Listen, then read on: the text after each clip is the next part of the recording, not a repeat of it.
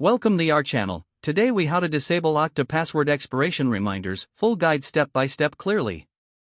To disable Okta password expiration reminders, start by opening your web browser. Navigate to your Okta login page. Enter your credentials to log in to your Okta account. Once logged in, locate the admin dashboard. In the admin dashboard, find the security section in the left-hand menu. Click on Authentication under the Security section. Scroll down to find the password settings. Look for the option related to password expiration notifications.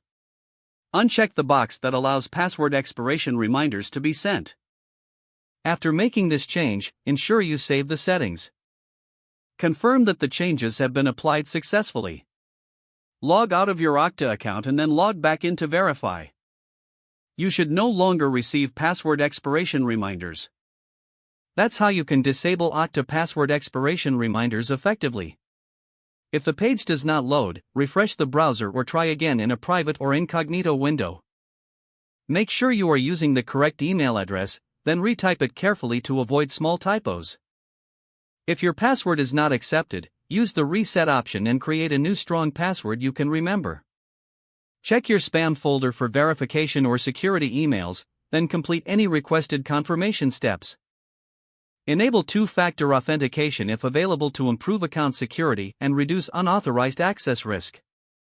After signing in, review your profile details so your contact information and settings are accurate and current. If you see an error message, note it down and try again after restarting your device and internet connection. Log out when you finish, especially on shared devices, to keep your account and payment information secure. If the page does not load, refresh the browser or try again in a private or incognito window. Make sure you are using the correct email address, then retype it carefully to avoid small typos. If your password is not accepted, use the reset option and create a new strong password you can remember. Check your spam folder for verification or security emails, then complete any requested confirmation steps. Enable two-factor authentication if available to improve account security and reduce unauthorized access risk.